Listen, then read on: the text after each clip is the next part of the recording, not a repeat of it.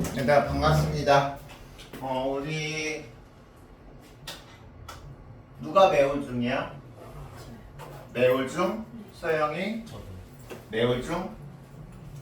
매울 중 소영이, 매울 중 진우, 영복 중 하정이. 맞죠? 반갑고요. 먼저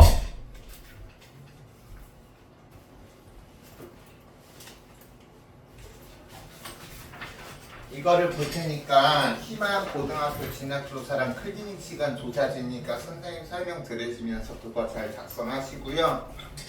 우리 미리 하나 얘기하면 선생님이 수업 시간에 예의 없는 선생님이 아니어서 예의가 없는 선생님이어서 껌을 오물오물 하고 있는 게 아니라 이유가 있어요. 선생님이 23년 자랑은 아닙니다. 23년 동안 흡연을 했는데 금연한 지 지금 6일 차야. 너무 힘들어. 그래서 이게 그 금연하는데 도움이 돼서 선생님이 생각이 날 때 껌을 오물오물 하는 거니까 오해하지 말아주세요. 그렇게 해주시고, 우리 매울중학교 같은 경우는 선생님이 하정이는 조사했고, 하정아 뭐를 그렇게 고민하고 있어? 고민할 게 그렇게 없을 것 같은데?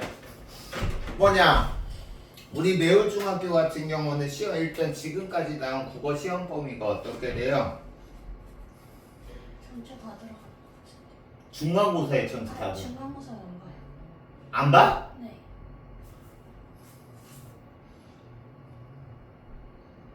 그러면 잠깐만 기다려. 일단 그거 작성해 보세요.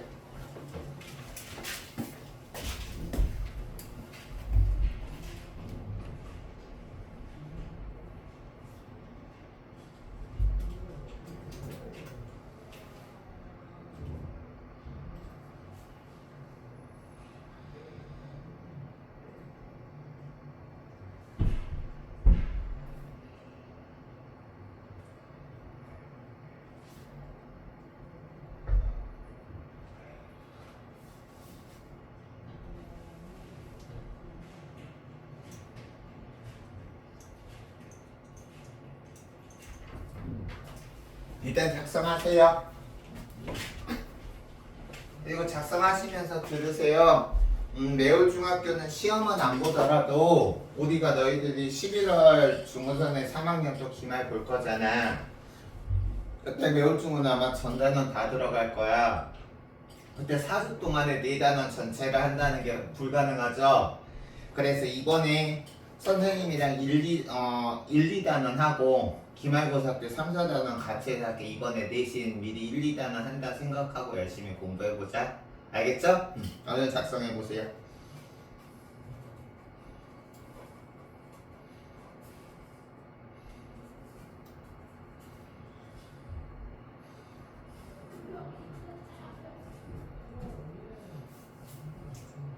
하정이는 무슨 고민이야? 말을 해.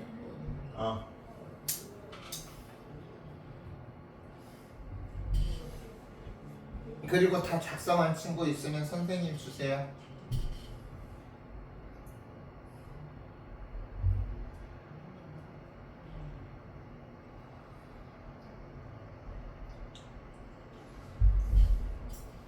혹시 현재 시간으로 거짓말 치는 게 아니라 진짜 수목금 도저히 시간 낼 수 없다는 친구들은 얘기하시고요.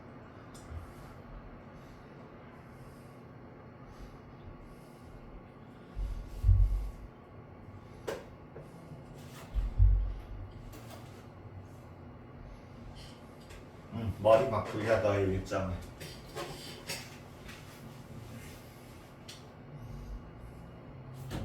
진우는 피부 색깔이 선생님이랑 비슷해서 친근감이 간다. 이것 때문에 고민하고 있었던 거야? 아직 생각한 게 없어? 아직 하고 있어요. 그럼 우선 3개 다 안 써도 되니까 가장 중에 하나만 써도 돼. 이거 그렇게 20분 동안 고민하고 있을 거 아니야. 알겠지? 여기 또 이제 다른 친구 다 하는 수업해야 되니까.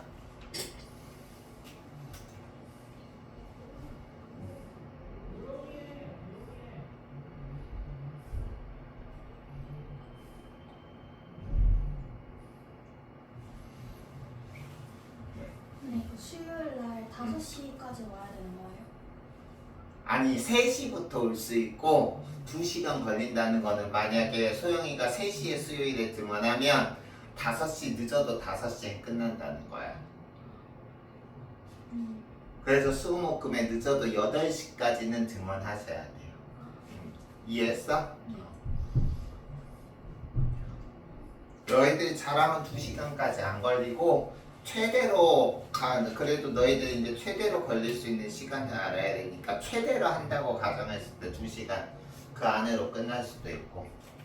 알겠어? 근데 이거 클리닉 언제까지 하는 거예요?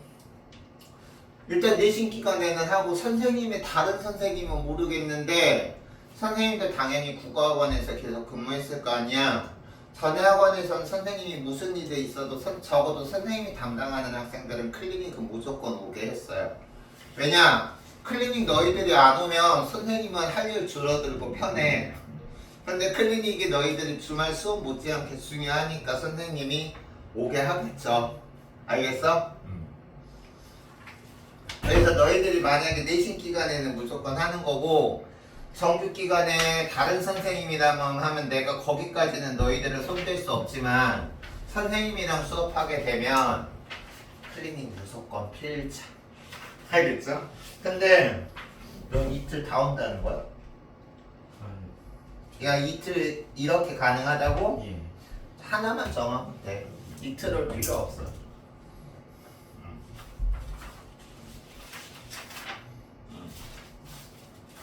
고맙습니다. 너희들도 선생님 만나서 뻘쭘하죠? 선생님도 당연히 너희들 만나서 반갑지만 나도 너희들 처음 봐서 뻘쭘해. 빵그로 쓰시고요. 선생님이 간단하게 소개하고 시작할게요. 선생님 이름은 윤근호라고 하고요. 적어도 내신 기간 그리고 이제 내신 기간 끝나고 근데 우리 뭐 내신 기간 끝나고 나면 또 기말이잖아. 어떻게 될지는 모르지만 그래도 이제 선생님이 이 학원에서 오래 근무할 것이고 선생님은 또 정규 때도 만날 수도 있으니까 휴대폰에다가 선생님 번호 하나 저장해 주시고요. 자주 연락할 일이 없을수록 좋지만 중간에 뭐 추가로 범위가 나온다든가 부득이한 사정이 생기거나 할 때는 선생님한테 바로 연락하면 좋으니까 저장해 두세요. 지금 지금 좀 지금 해도 돼. 하고 나서 선생님 휴대폰 거둘 거야.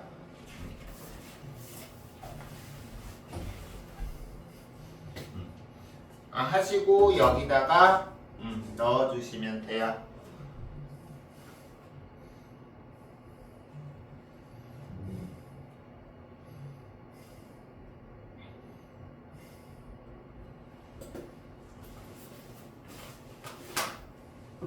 땡큐. 땡큐.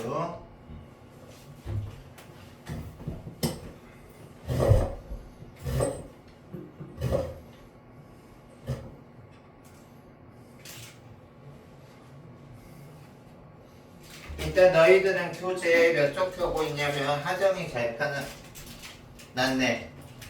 16쪽.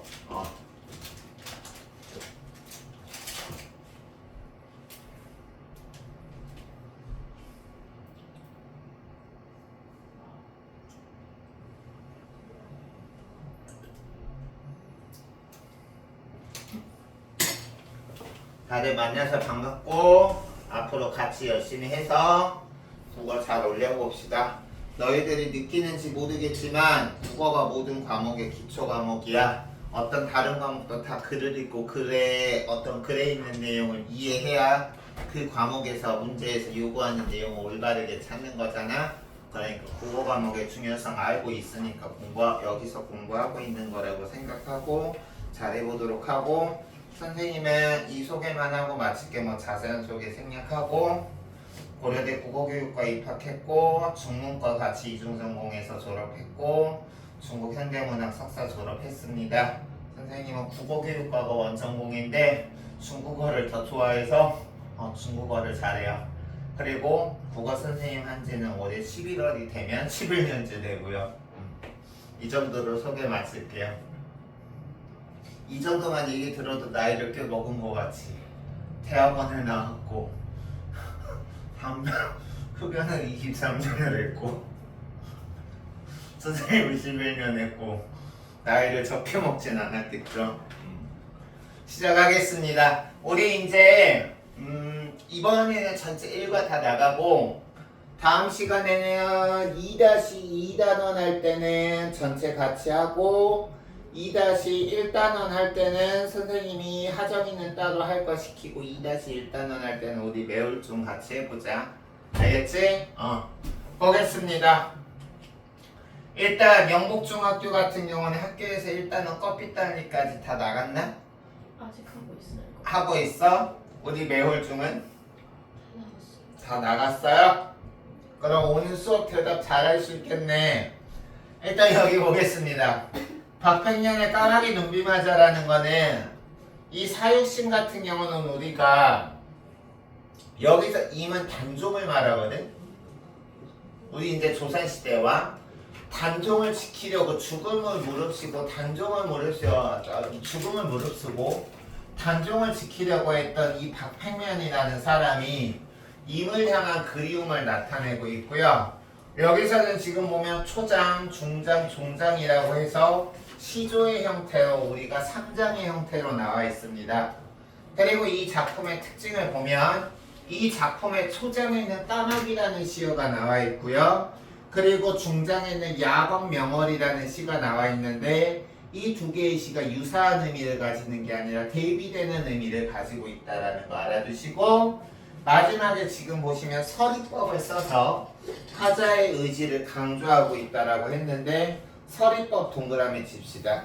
여기서 지금 까마귀는 초장에 나와 있고 그리고 야광명월은 중장에 나와 있고 그리고 마지막으로 서리법은 종장에 나와 있다라고 했는데 이따 자세히 설명하겠지만 종장에서 이만한 일편단심이야 변할 줄이 있으랴 이 부분이 서리법이죠. 얘들아 서리법이 뭐예요? 배웠을 거 아니야.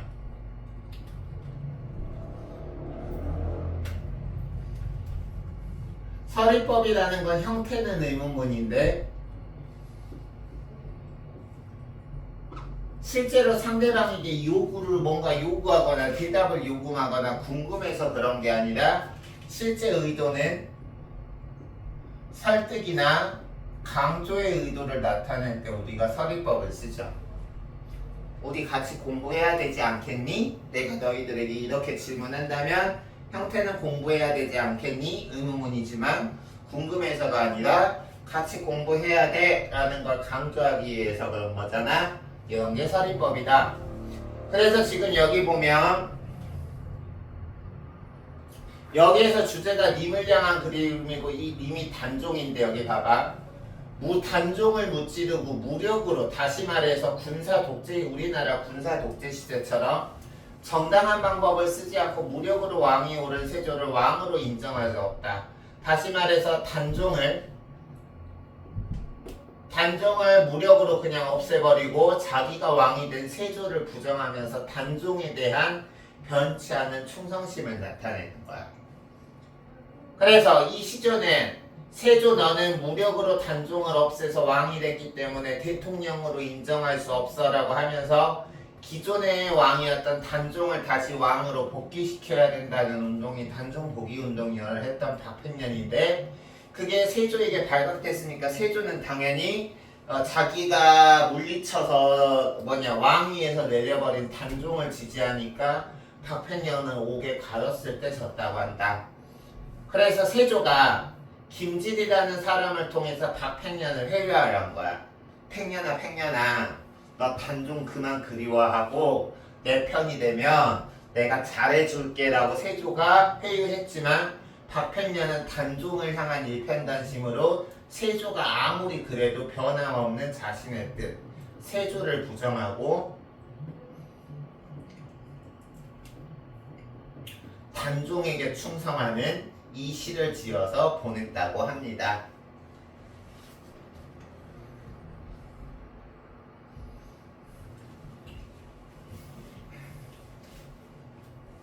그래서 여기 봅시다. 초장, 중장, 종장 보시면 먼저 읽어볼게요. 까마귀 눈비 맞아 흰핸드 건더라. 까마귀라는 거는 부정적인 존재, 마이너스 이미지고 야광명월은 긍정적인 존재. 일단 플러스 이미지입니다. 우리가 왜 까마귀가 부정적인 이미지냐면 우리나라에서 길조하고 흉조가 있는데 행운을 나타내는 복을 부르는 길조로는 대표적으로 뭐가 있죠?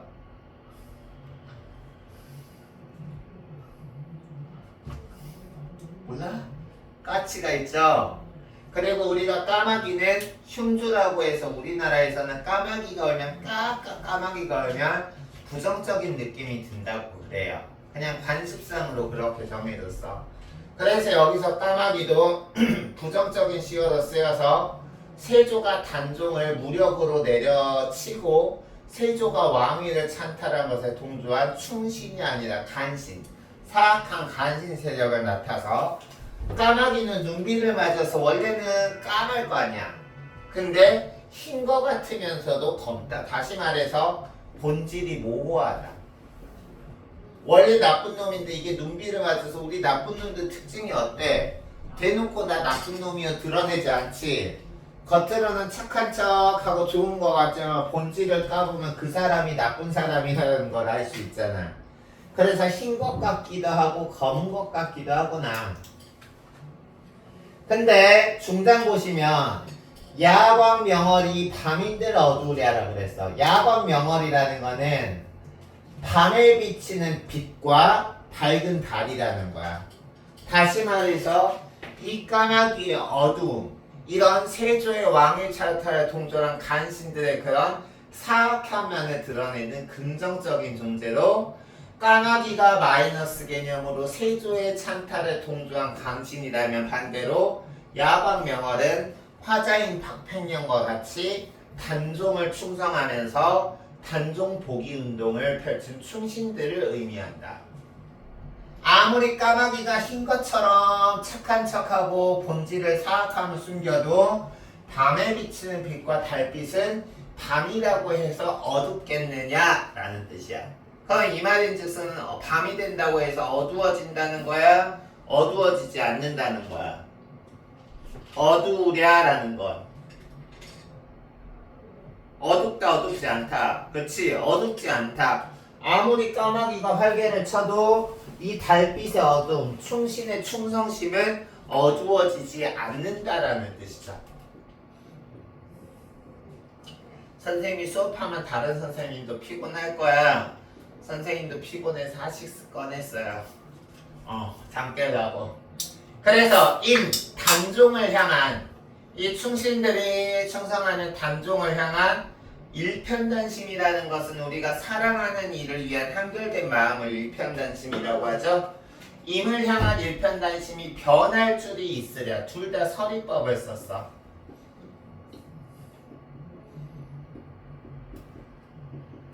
변한다는 거야, 변하지 않는다는 거야, 일편단심. 그치, 안 변한다는 거지. 세준이가 나를 아무리 꼬드겨서 네 편으로 만들려고 그래도 나는 단종에 대한 충성심을 절대 포기하지 않고 계속 단종 복위 운동을 할 거야. 나를 어떻게 할 생각 꿈에도 하지 마. 이런 거죠. 알겠어요? 그래서 여기 지금 보시면 그 아래 시조 짜임 나와 있고 다음 페이지에서 이거 지금 중요한 내용 꼭 별표 쳐두고 알아둡시다. 화자는 까마귀를 어떻게 생각하고 있나요? 까마귀가 눈비 맞아 흰 듯 검다라고 해서 일시적으로는 착한 것처럼 보일 수 있지만 결국 사악한 본질을 나타낼 수밖에 없다. 즉 부정적인 존재로 생각하고 있다.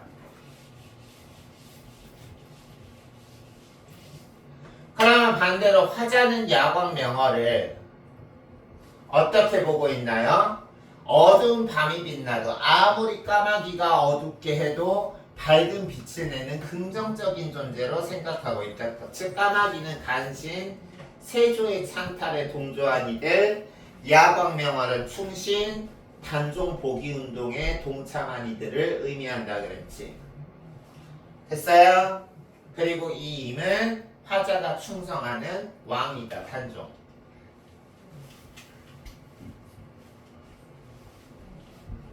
그럼 화자가 초장에서 까마귀, 중장에서 야광명월을 대조한 까닭이 3년에서 나온 일편단심과 관련해서 말을 해보면 화자의 단종을 향한 일편단심, 즉 변하지 않는 마음을 강조하려고 일시적으로는 하얗게 보이지만 착한 것처럼 보이지만 결국은 검게 보이는 사악한 본질을 드러내는 까마귀와 언제와 밝은 착한 충신을 나타내는 야광명월을 드러내고 있다.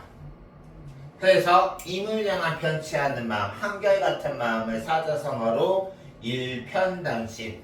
이 한결같은 마음이 바로 충성심.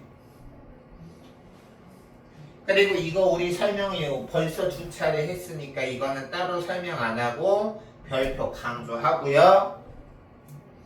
그 아래 이 시조가 사회문화적 배경은 여기서 수양대군이 왕이 되기 전, 세조가 되기 전에 수양대군이 이제 무력으로 조카인 단종의 왕위를 무력으로 빼앗고 수양대군이 왕이 돼서 세조가 된 거야. 즉 수양대군 이퀄 세조야.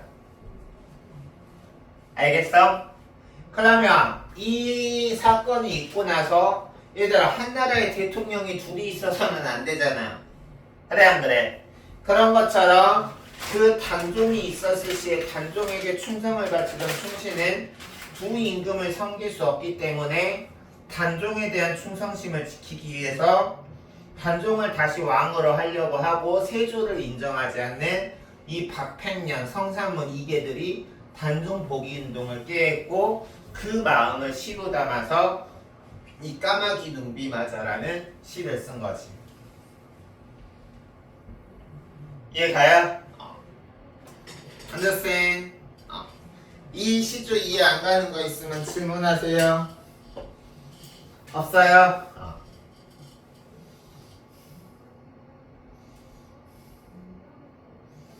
너 혹시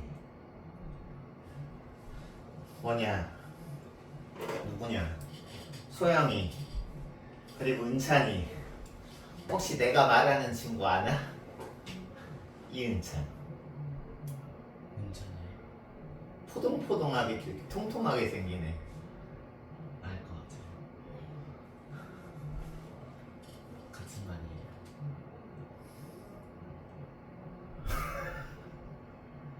그럼 최은지라고 알아? 네. 임주원은? 또 누구 있지? 여학생 중에 이수미는? 말없고. 그래요. 봅시다. 그래서 여기 보면 이 내용 알겠죠? 그럼 그 다음 봅시다. 이제 고전 운문을 배웠다면 이번에는 현대 운문, 현대시를 배우겠습니다. 그래서 이 작품 보면 정윤종의 들판이 적막하다라는 작품이 나와 있는데 이 시는 1992년에 발표된 작품으로 밑줄 치세요. 적막한 가을 들판에서 깨닫게 된 생태계의 이야기를 말을 하고 있다. 일단 이 시의 공간적인 배경은 적막한 가을 들판이야. 여기서 알게 된 화자의 교훈은 생태계의 위기야. 그러면 이 시는 얘들아 보통 가을 들판하면 추수가 이루어지고 수확이 이루어지는 계절이니까 가을 들판은 적막해서는 안 되고 풍성해야 될 거 아니야. 일반적인 개념에서는. 그래 안 그래? 근데 그 가을 들판이 적막하대. 그래서 그 적막한 가을 들판에서 생태계의 위기를 얘기했는데 여기 보면 풍성하게 결실을 맺은 들판에 메뚜기가 사라졌다는 사실과 관련해서 이 깨달음을 얻게 된 거야. 그래서 2연 8행의 짧은 형식으로 생태계 위기를 경고하는 이치는 다음에 수록되었습니다 라고 나와 있어서 세부적인 내용 우리가 먼저 여기 작품 개관을 통해서 보겠습니다. 이 시는 적막한 들판에서 깨달은 생태계가 위기인데 여기서는 우리가 얘들아 어떤 것을 강조하기 위해서는 그것과 정반대되는 것을 보여주면 자기가 강조하는 게 두드러지는 효과가 있어요. 예를 들어서 자기가 잘생겼다 예쁘다를 강조하려면 주변 친구 중에 농담이야 못생긴 친구를 옆에 두면 자기가 더 도드라지게 잘생겨 보이고 예뻐 보이겠죠. 그런 것처럼 여기서도 보면 가을 들판의 풍요로움과 적막함을 대비해서 이 풍요로움과 대비되는 적막함을 더욱더 강조하는 것이다. 그냥 계속 이 작품에서 가을 들판의 적막함만 묘사했다면 적막함이 두드러지지 않는데 화자가 강조하고자 하는 가을 들판의 적막함을 강조하기 위해서 풍요로움을 대비함으로써 적막함이 더욱더 부각되는 것이다. 됐습니까? 그리고 다음 다 쉼표, 줄표, 느낌표, 말줄임표를 사용해서 정서를 효과적으로 나타냈다라고 했는데 구체적으로 짧은 시지만 작품 분석 들어갑시다. 오늘은 사실 메인 작품은 정광용의 꺼피딸리예요. 그래서 여기 보시면 2연 8행인데 1년 같은 경우는 6행으로 이루어져 있고요. 이 1년의 6행을 우리가 둘로 나눌 수 있죠. 어떻게 나눌 수 있냐? 여기서 지금 시적 전환이 일어나고 있죠. 지금 우리가 1년의 3행에서는 풍요로운 가을 들판의 모습이 드러나고 있어요. 그래서 가을 햇볕에 공기에 있는 벼에 눈부신 것이 천지이다. 우리가 일상적으로 떠올릴 수 있는 가을의 풍요롭고 풍성한 수확의 계절인 가을 들판의 모습이 나타나 있어요. 맞지? 그런데 선생님이 시적 전환이라는 영화 문학 개념어를 설명해 줬는데 이 시적 전환이 바로 시의 분위기를 바꾼다라는 말이랑 같은 거야. 알겠어? 그래서 우리 보면 그런데 들판이 적막하다. 메뚜기가 없다. 메뚜기라는 거는 여기서 우리가 생태계를 대표하는 매개체라고 보면 돼. 생태계를 구성하는 게 메뚜기 하나만 있진 않을 거 아니야? 근데 당연히 있어야 할 먹이사슬 생태계에서 당연히 있어야 할 메뚜기가 사라졌다라고 함으로써 생태계의 연결고리에 문제가 생겼다라는 걸 함축적으로 드러냄으로써 적막한 가을 들판에서 깨달은 생태계의 위기를 드러내는 거죠. 알겠나요? 다음 2연 이 불길한 고요. 여기서 고요함이라는 거는 얘들아 봐봐 1년에서 5행에서 말하는 이 적막함과 관련이 있죠. 이 적막한 고요인데 이 고요가 평온한 고요도 아니고 행복한 고요도 아니고 불길한 고요야. 왜 불길할까? 얘들아 이 지금 글의 화자는 선생님은 개인적으로 시끄럽거나 소음 많은 거 극혐인 사람이에요. 근데 선생님은 그래서 고요하면 너무 좋을 것 같은데 이 시는 적막한 들판에서 느끼는 고요함을 왜 불길하다고 표현했을까?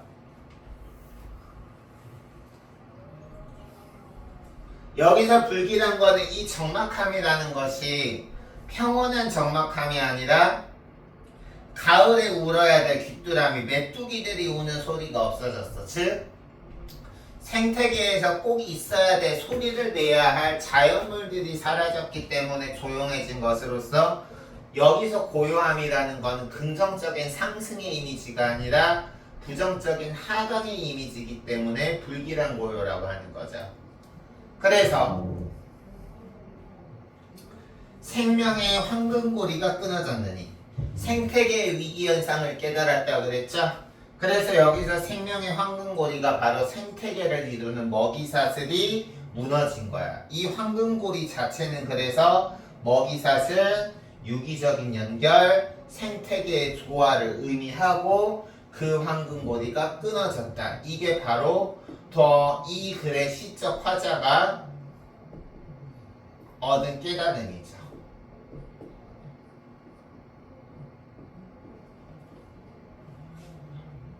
됐어요? 그리고 앞으로 이제 내신 기간 선생님 공부하고 기말고사나 그 뒤에 정규 기간에 선생님이랑 공부할지는 말지는 복불복이지만 근데 이거 하나는 말할 수 있다. 너희들이 지금 선생님은 처음 봐서 낯설기 때문에 뭐 선생님하고 같이 하는 걸 어떻게 생각할지 모르겠지만 선생님이랑 공부해보면 알겠지만 나랑 계속 수업하게 된다면 그건 너희들에게 큰 복이 될 거라는 건 내가 자신한다. 왜 갑자기 이야기를 하지? 분명히 이유가 있는데 내가 뭐 하자 그랬지? 나 뭔 얘기하자 그랬냐 지는?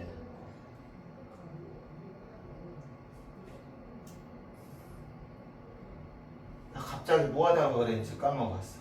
어쨌든 여기서 지금 보면 다시 본론으로 넘어가면 이 생태계의 유기적인 조화가 끊어졌다. 이게 화자가 느낀 깨달음으로 이게 이 시의 주제입니다. 우리가 이거 내가 이 의도로 말하려다가 그 얘기를 했구나. 앞으로 선생님이랑 공부할 때 시를 공부하게 되면 고전 시를 공부하든 현대 시를 공부하든 간에 시를 공부하게 되면 뭐 그 전에도 당연히 충분한 연습을 했을 거라고 믿어 의심치 않지만 다시 한번 강조하면 항상 시적 화자와 시적 대상 그리고 화자가 처한 시적 상황 그리고 화자가 시적 대상과 함께 처한 상황에서 화자가 느끼는 정서나 태도 같은 경우는 항상 어떤 작품을 보든지 나랑 같이 이야기할 거고 이거는 너희들이 어떤 시 작품을 보든지 간에 너희들 스스로 공부할 때 해야 될 거야. 알겠어요? 이 작품에서 시적 화자는 일단 겉으로 드러나 있니? 드러나 있지 않니? 드러나 있지 않죠?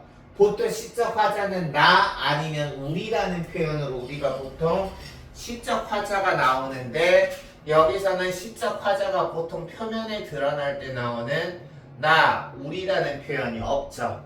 그래서 이 작품에서는 시적 화자가 표면에 드러나지 않아요.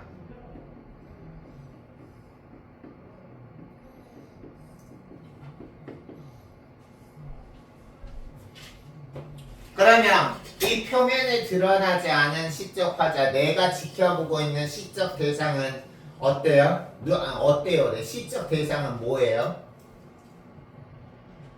대답해봐. 그렇죠. 들판을 바라보고 있는 거죠. 그래서 들판이 시적 대상이고 그러면 시적 화자가 처한 상황은 어때요? 적막한 가을 들판에 외로이 혼자 서 있죠. 그때 정서는 어때? 불길함이야. 알겠어? 그리고 그때 느끼는 시적 화자의 태도는 위기감인 거죠. 구체적으로 무엇에 대한 위기감? 생태계의 파괴에 대한 위기감.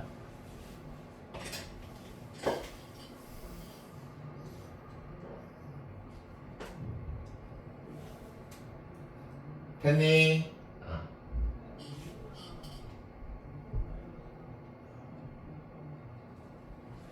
그래서 이제 선생님이 육성으로 판서를 통해서 전달해주고자 하는 내용은 여기까지고 그 뒤에 내용이 녹아 들어간 교재 그 다음 페이지 우리 중요한 내용이니까 복습해보죠. 이 시의 화자는 언제 어디서 무엇을 하고 있나요?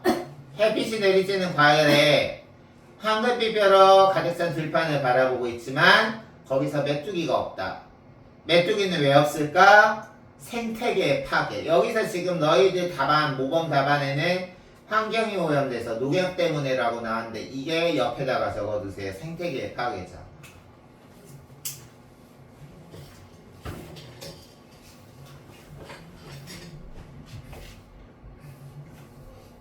여기서 환경이 오염되어라 농약 때문에라는 게 생태계의 파괴를 의미하는 거야.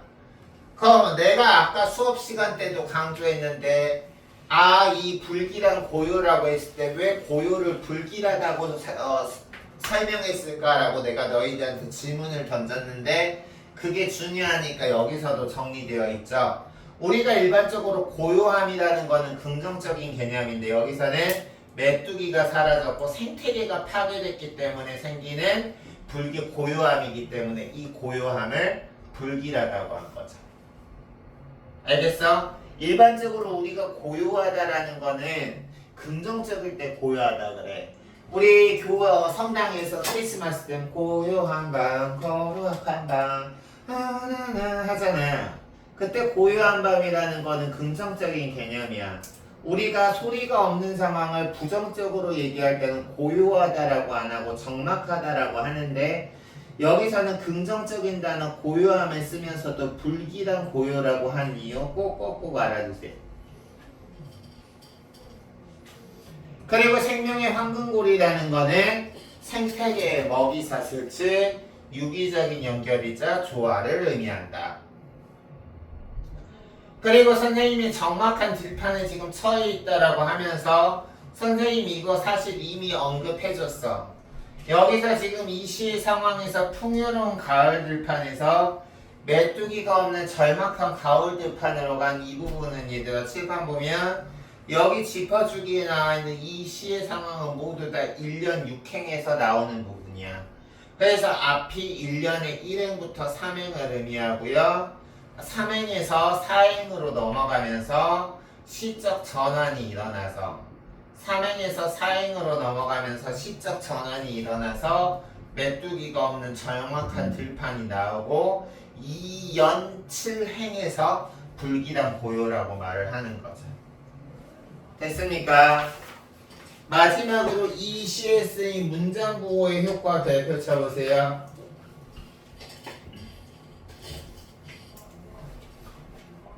쉼표라는 거는 거기 씻고 보면 눈부신 것 천지인데 그런데 라고 해서 이 부분은 너희들이 작품 보면 알겠지만 앞 페이지에 나와 있는 작품 직접 한 장 앞으로 넘겨서 찾아보면 알겠지만 1년에 3행하고 4행의 쉼표가 나타나 있죠.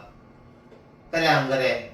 근데 우리가 눈부신 것 천지 야 눈부신 것 천지야 하면 그냥 긍정적인 느낌으로 끝나는데 아 눈부신 것 천지인데 라고 하면 뭔가 뒤에 반전이 있을 것 같잖아.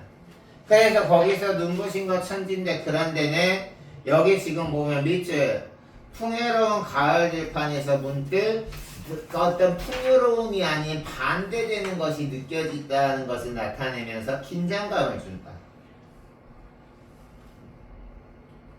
그리고 그 다음에 줄표는 아 들판이 적막하다 이 불길한 고요라고 해서 여기서 들판이 적막하다라는 거는 평소의 들판의 그 풍요로움과 느끼지 못한 여기서 적막하다는 느낌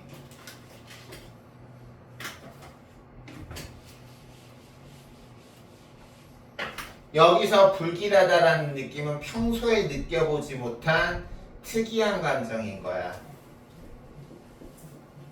평소에는 들판이 메뚜기 소리로 시끄러워야 되고 그리고 풍성한 수확의 계절에서 메뚜기 소리가 시끄러우니까 고요함이 아니라 소란스러움이 느껴지는 생동감과 역동적인 느낌이 느껴지는 소란스러움이 느껴져야 되는데 반대로 고요를 느껴서 여기서 적막하다 불길하는 평소에 느껴보지 않은 낯선 느낌인 거야. 그래서 여기서는 줄표는 당혹스러움을 강조한다. 이해가니? 그리고 다음 느낌표는 메뚜기가 없다.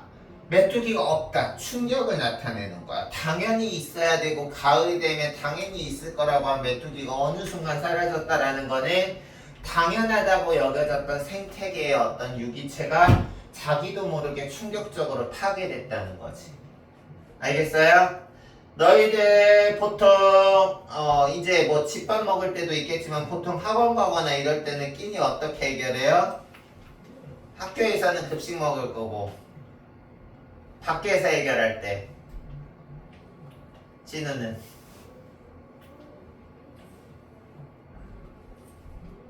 그래서 해결할 거의 없어요? 혹시 여기에서 배달 음식 많이 시켜 먹는 친구가 있다면 없으면 다행이고 있다면은 반성하셔야 돼요. 왜냐면 우리가 배달해 가면 거의 다 포장 용기로 플라스틱 나오잖아.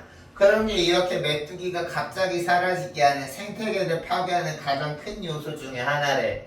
우리는 그냥 너무도 당연하게 생태계가 그냥 매일매일 보면서 큰 변화 없는 것 같으니까 우리가 알게 모르게 환경을 파괴하는 행동을 많이 하는데, 우리가 사람 몸도 나쁜 몸에 안 좋은 행동하면 그 당장 나타나지는 않지만 나중에 쌓이고 쌓여서 10년, 20년 지나서 드러날 수 있는 것처럼, 여기서 메뚜기가 사라진 것도 어느 날 갑자기 일어난 게 아니라 몇십 년간 누적된 인간의 활동 때문에 표면적으로 갑자기 사라진 거야. 사실 인간의 지속된 환경 파괴 때문에 그렇죠.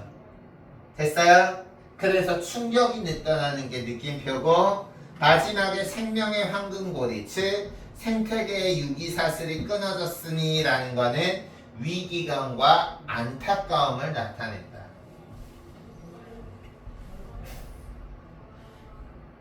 그리고 아까 이 시는 몇 년도에 창간되었다라고 해서 나왔었는데 그걸 외울 필요는 없는데, 아까 우리 맨 위에서 이 시는 1992년에 나온 시라 그랬어. 92년이면 선생님이 10살 때 초딩 4학년 때네. 그래서 92년, 지금도 그렇지만 92년 하면 이제 우리나라가 지금보다 경제 성장이 높았을 때로, 그때는 우리가 농약도 많이 사용했고, 지금도 그렇지만 그때 역시 마찬가지로 인간의 이익을 위해서 인간과 자연이 조화롭게 함께 사는 게 아니라 인간이 자연을 정복하겠다라는 마음을 가지던 시기였어요.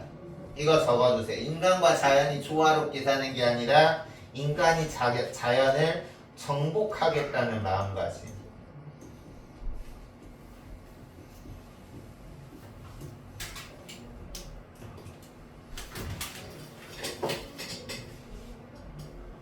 올여름 특히 7월 중하순부터 8월 초중순까지 이거는 사람이 살 날씨가 아닐 정도로 더웠죠. 그래 안 그래? 그게 과연 그냥 우리가 그냥 더워하고 끝날 일인 것 같아? 아니야. 앞으로 우리가 살아가면서 우리가 오래 겪은 이 말도 안 되는 이 여름이 앞으로 기억할 때 제일 시원했던 여름으로 기억될 수도 있어. 우리가 환경 파괴로 인해서 기온 이상 현상이 많이 일어나잖아. 그쵸? 그래서 여기서는 우리가 이 작품을 통해서 시의 형식적인 느낌뿐만이 아니라 내용적으로 이런 부분까지 다채롭게 생각해서 문제를 해결할 수 있어야 되겠다. 알겠습니까? 여기까지 이해 안 가는 거 있으면 질문해 보세요. 없어요? 그럼 커피 딸기 가자. 너희 그거에는 이거 없잖아. 바로 넘어가면 커피 딸기죠. 바로 다음 페이지에 커피 딸기 넘어갑시다.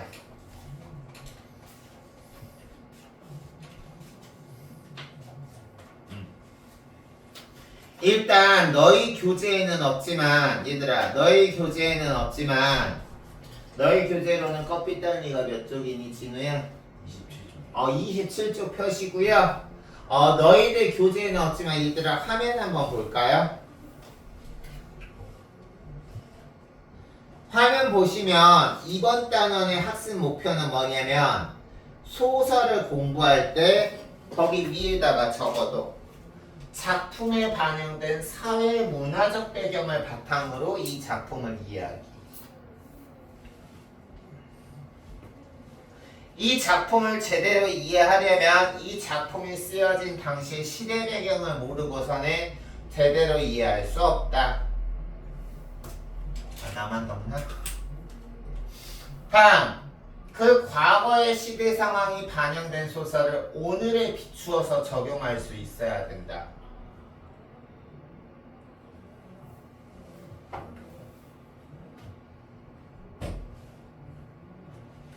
그래서 아마 학교에서 선생님이 이 내용을 커피딸기 하면서 가르쳐 줬는지는 모르겠는데, 그동안의 출제 경향을 봤을 때 커피딸기에서는 이 작품 공부할 때 문학을 해석하는 관점과 연결해서 문제가 자주 출제되거든.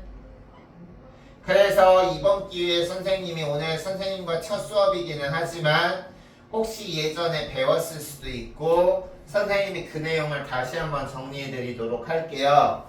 문학을 해석하는 관점은 하나의 관점이 아니야. 너희들 3학년 1학 우리 매우 천재박이니까 다 우리 하정이도 마찬가지겠구나.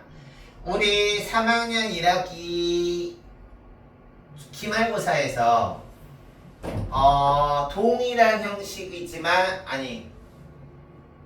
동일한 주제를 가지고 다른 형식이나 다른 관점으로 쓴 글에 대해서 지문 공부했죠.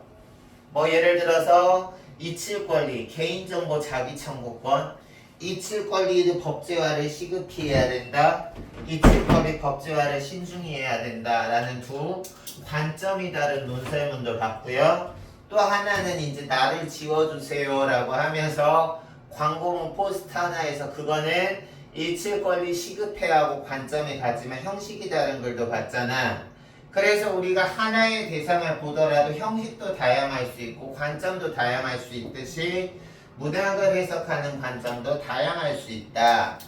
그래서 작품이 하나 있다라고 했을 때 예를 들어서 우리가 이제 껍비딸리라는 작품을 볼 거니까 껍비딸리라는 전체 텍스트가 하나가 있을 때 이것을 해석하는 관점은 크게 작품 자체의 표현이나 내용에 주목하는 내재적 관점과 아마 이거 너희들 1학년 때 1학년이 된다. 3학년 1학기 기말고사 공부할 때 이미 했을 거야. 그러고 보니까 너희 4단원에서 264 청포도시 나오고 청포도 비평문 할 때 그 청포도 비평문은 작가하고 연결시키는 표현론적 관점에서 쓴 비평문을 받고 그때 너희들이 간접적으로 지금 선생님이 설명하는 거 공부했을 거야. 맞지? 그럼 너희들이 대답해 보세요. 선생님 힘들어.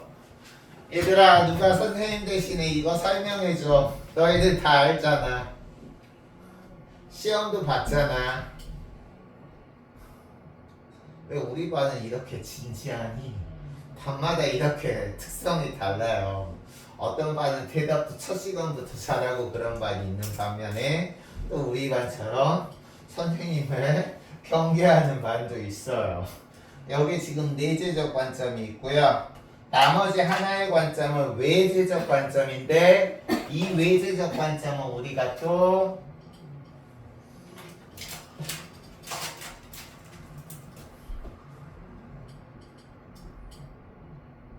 셋으로 나누죠. 작품과 작품 외적인 무슨 요소하고 연결시키냐에 따라서 셋으로 나누죠. 작품과 뭐하고 연결시킬 수 있어요?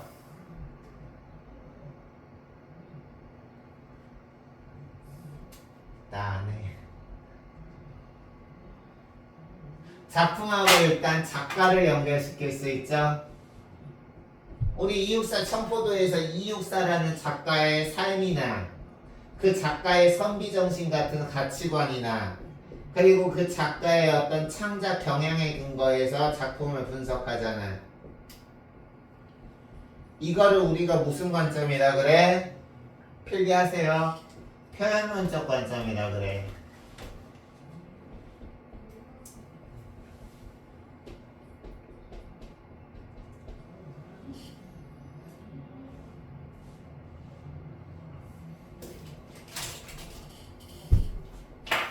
선생님 생각난다.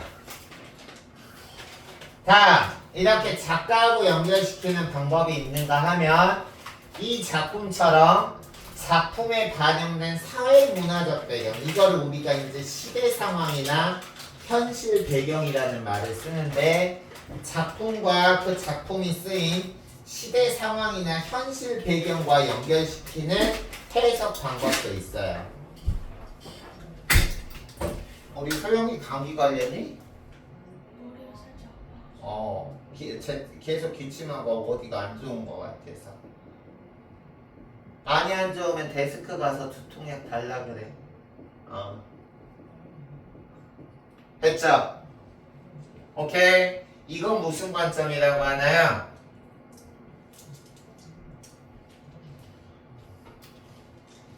반영론적 관점.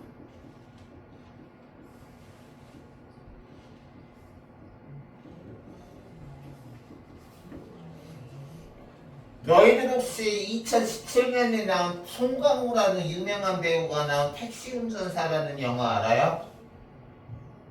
들어봤어요? 그 작품은 반영론적 관점에 입각해서 작품을 볼 수밖에 없겠죠. 또 하나, 작품과 독자를 연결시키는 방법이 있어. 이건 뭐냐면 작품을 독자가 여러 사람이 보면 독자마다 느끼는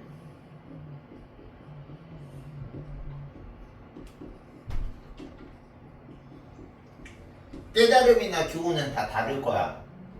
그래서 독자가 느끼는 깨달음이나 교훈과 연결시켜서 작품을 해석하는 방법을 우리가 효용론적 관점이라 그래요.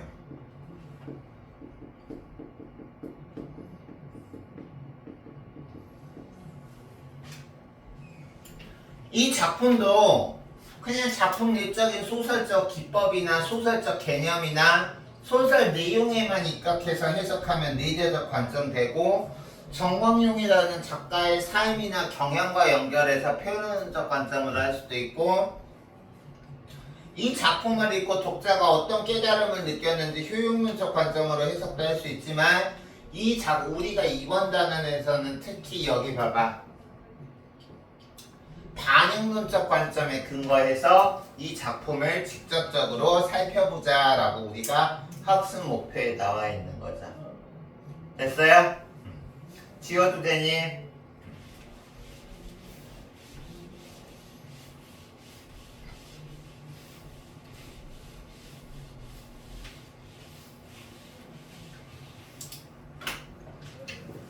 됐습니까? 그래서 여기 사진 한번 보세요. 일제강점기 말에 황국신민서사를 암송하는 사람들, 황국신민서사라는 거는 일제에 충성할 것을 말하는 거야. 이 일제강점기에 일본에 충성하라는 메시지를 담은 황국신민서사를 암송하는 사람들은 치욕스러웠겠죠. 그리고 8.15 광복 직후 만세를 부르는 사람은 일반적인 사람이라면 기쁘고 해방감을 가졌을 거야. 그리고 6.25 전쟁에서 부모를 잃은 아이들 같은 경우는 이렇게 힘든 삶을 살았을 거야. 이게 일반인들의 당시 시대에서 겪은 그 보편적인 감정이지. 근데 우리가 너희들 학교에서 배우고 있고 이미 배웠다라고 하니까 미리 질문하면, 이 정광용의 껍빛 따위에서 주인공인 의사 이인국은 이렇게 우리 민족의 일제시대나 6.25 전쟁이라는 이 시대에 맞섰을 때 어떤 태도를 보여요? 그거를 적극적으로 이용해서 자기와 자기의 자식이 나라의 안위나 나라의 어떤 주권 같은 거는 무시하고 오로지 기회주의적으로 그걸 자기에게 이용해서 일본이 지배할 때는 일본 앞잡이가 돼서 일본어를 배우고, 그리고 이제 독립하고 나서 막 소련이 집권하고 그랬을 때는 이제 막 자식 보고 러시아어 배워서 막 유학 가라 그러고 막 그렇게 변하고 있죠. 그치? 그래서 이 작품 보시면 일단 껍빛다는 우리가 영어로는 캡틴인데 러시아로는 커피탄, 원래 러시아 원래 발음으로 하면 카피턴이라고 합니다. 그래서 러시아 카피탄은 해방 직후 북한에서 우두머리나 최고라는 의미로 쓰였는데, 여기선 다시 말해서 껍빛단의 이인국 박사 최고라는 반어법이 쓰였어요. 제목에서. 진짜 여기서 지금 이인국 대장인가요? 물론 대장이겠죠. 기회주의적인 면모에서는 지구 최고의 대장이죠. 그래서 반어법을 써서 이 껍빛단리는 이인국의 기회주의적인 태도를 풍자하는 제목이다. 됐어요? 그래서 이 소설은 시대적 배경이 하나만 있는 게 아니라 여러 가지 있어. 일제강점기부터 1950년대 이르기까지. 그래서 우리가 여기 보면 일제시대 때는 주인공이 일본한테 굽실거리고, 광복하고 나서 미국이 주도권을 잡았을 때는 미국한테 굽신거리고, 그리고 이제 또 지금 러시아, 소련이 주도권을 잡았을 때는 소련한테 굽신거리죠. 그래서 여기 보면 도덕이나 신념 따위는 개나 줘버리고 부나 권력을 쫓으며 시대에 적응한 즉 임기응변에 능숙한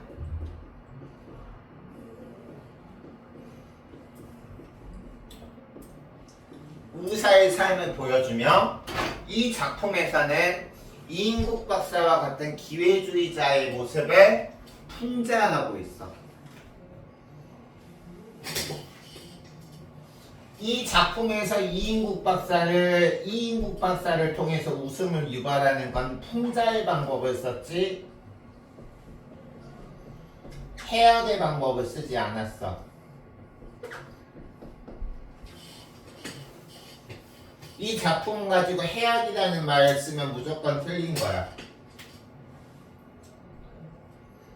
얘들아, 그러면 풍자와 해악의 공통점과 차이점을 알아야 되겠죠?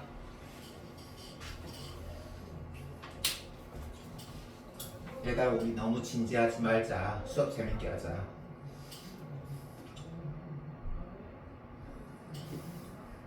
선생님도 지금 담배 참느라고 힘들거든.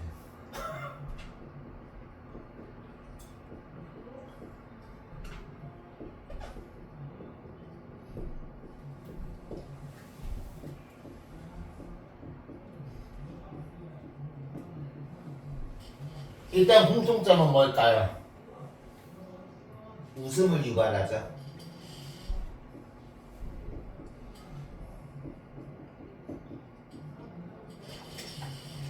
근데 웃음을 유발하는 방식이 다르죠. 우리 대통령이 잘못했을 때 웃음을 유발하는 방식은 풍자야 해악이에요. 대통령이 잘못하면 풍자죠. 그래서 우리가 풍자는 비판적인 태도에서 웃음을 유발하는 거야. 다시 말해서 직접적으로 비판하는 게 아니라 간접적으로 너희들 하는 말로 간접적으로 비판하고 너희들 하는 말로 치면 간접적으로 돌려가는 거야.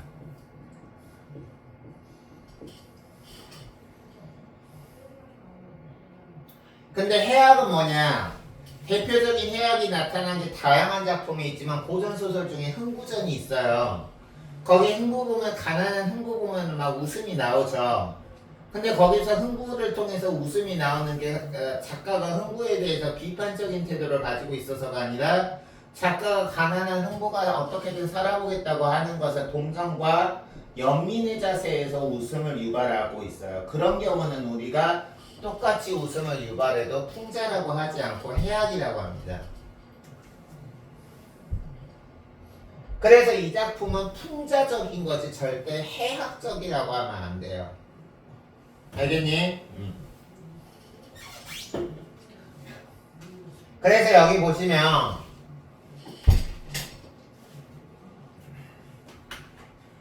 자신과 우리 삶을 돌아다보면 어떤 태도를 살아야 되는지 돌아보고 있다.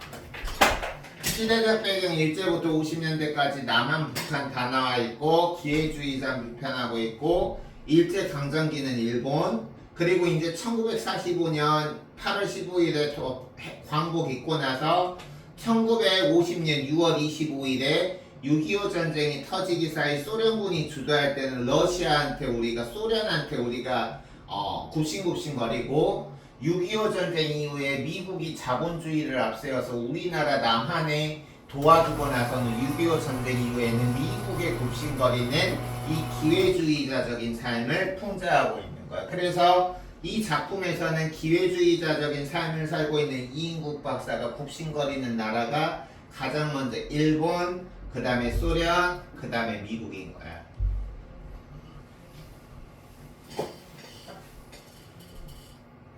그리고 이 작품 같은 경우는 여기 보면 현재와 과거를 오가는 구성이 나타나 있다라고 하고 있는데 이런 구성을 우리가 무슨 구성이라 그래요? 역습. 그렇죠.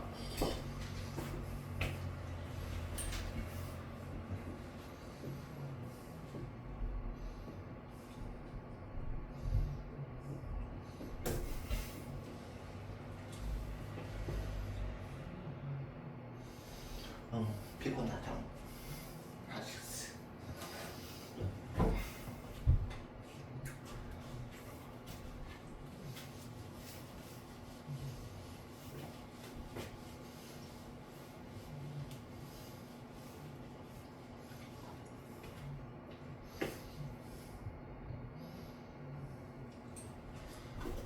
볼게요. 아이고 너무 올라갔네. 이 이야기 전 이야기 봐야 되는데. 이인국박사는 일제강점기에 지금으로 치면 도쿄대학, 제국대학을 졸업한 후 수술 실력이 뛰어난 의사로 이름을 날렸다. 8.15 광복 이후 이인국은 혼란의 소용돌이에 휩쓸리지만 뛰어난 처세술, 여기서 뛰어난 처세술은 카멜레온에 비유할 수 있죠. 왜 이인국의 처세술을 카멜레온에 비교할 수 있을까? 카멜레온의 특징이 어때요? 상황에 맞춰서 자기한테 알맞게 색을 막 바꿀 수 있잖아. 그런 기회주의적인 태도. 그래서 카멜레온에 비교할 수 있고, 그리고 145때 때 청진기가 든 손가락을 하나 가지고 남한으로 내려왔고 50년 6.25 뒤에는 남한을 미국이 주도하니까 이제 미국한테 굽신거리고, 여기서 소련으로 유학 간 아이는 이제 8.15 광복과 6.25 전쟁 사이에 소련군이 주둔하던 시기에 이인국 박사가 지금은 소련이 대세니 아들을 소련으로 유학시키는 거죠. 그래서 아들은 소련으로 유학 가서 생사를 모르게 됐고 아내는 거제도 수용소에서 죽었다. 전쟁이 끝난 후 딸은 미국으로 유학을 가서 영문학을 공부한다. 왜 아들을 소련으로 보내고 딸은 미국으로 보내? 아들을 유학 보낼 때는 소련군 주둔 시기였으니까 소련을 가라고 했고, 딸이 유학 갔을 때는 6.25 이후니까 미국이 대세니까 미국으로 유학 보낸 거죠. 됐어요? 이인국은 현재 종합병원 원장이고, 어머나 진짜 이인국 막장 중에 막장이죠. 그렇지 않니? 아들이 소련으로 보낸 아들이 살았는지 죽었는지도 모르는데 태어나게 서울에서 의사생활 당당하게 하고 있고, 자기 원래 부인은 거제도 수용소에서 죽었는데 당당하게 재혼하고 나서 아들 돌진한 아들까지 있어요.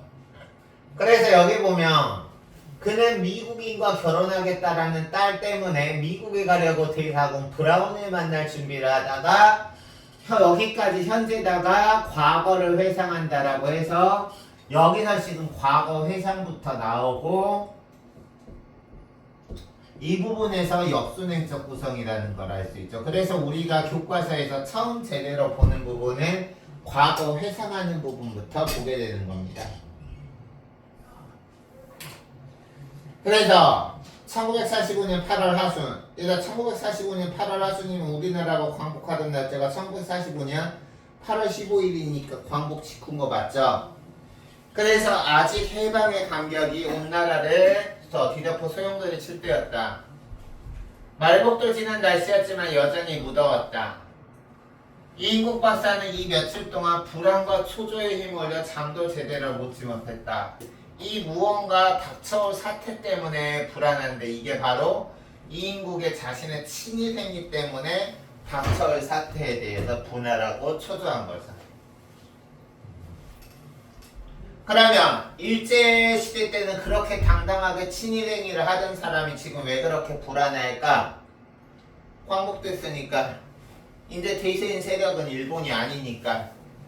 그래서 그렇게 붐비던 환자도 얼씬하다 하지 않고 쉴 없이 오던 전화도 뜸해 있었고, 이번 시대 최후의 복막의 황자였던 일본인 과정이 끌려가는 텅비였고, 여기 지금 조사하고 약제사는 공증이 나서 고향 오겠다고 떠나고, 서울 태상인이 간호사 해수기만이 같이 빈집을 지키고 있었고, 이 해수기와 나중에 첫 와이프는 거제도 수용소에서 죽었는데도 그 사람 추모하기는 얼마도 되지 않아서 자기 그 병원 간호사하고 전 와이프가 죽었으니까 바람났다고는 할 수는 없지만 그래도 좀 인간적인 면모 없이 간호사하고 결혼을 하죠, 나중에.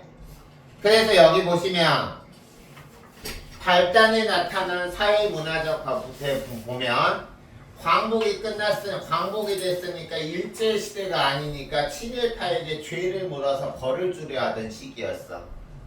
근데 너희들이 알고 있는지 모르겠지만 과거 친일파에 대한 어떤 처벌과 단죄 행위가 지금 현재 2025년 대한민국 지금 현재까지 완전히 이루어졌을까요? 이루어지지 않았을까요?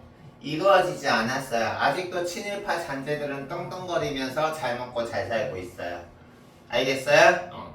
그래서 여기 보면 이인국 박사는 초반부에 친일 행적 때문에 초조해하면서도 자신에게는 별일이 없을 거라고 생각한다.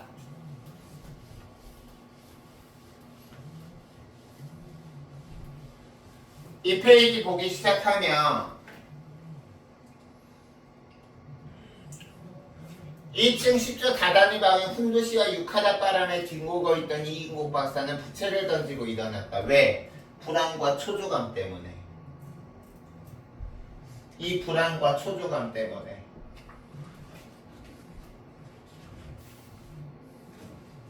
그래서 그는 목욕탕으로 갔다. 찬물을 퍼서 대야째로 머리에서부터 몇 번이고 내려붙었다. 등줄기가 시리고 가벼워졌다. 내용이 기니까 중요하지 않은 부분은 과감히 넘어갈게요. 그는 수건으로 몸을 닦으면서도 무엇인가 짓눌려 있는 것 같은 가슴 속에 각각증을 가져낼 수가 없었다. 왜 이렇게 별의별 짓을 해도 가슴에 응어리 뭔가 막혀 있어? 자신의 친일행위 때문에 문제가 생길까봐 지극히 이기주의적인 태도자. 그래서 그는 창문으로 기울기 한 길가, 사람들이 많이 다니는 길가를 봤는데 그 길가에는 군중들이 이렇게 지금 벽보를 붙여냈어.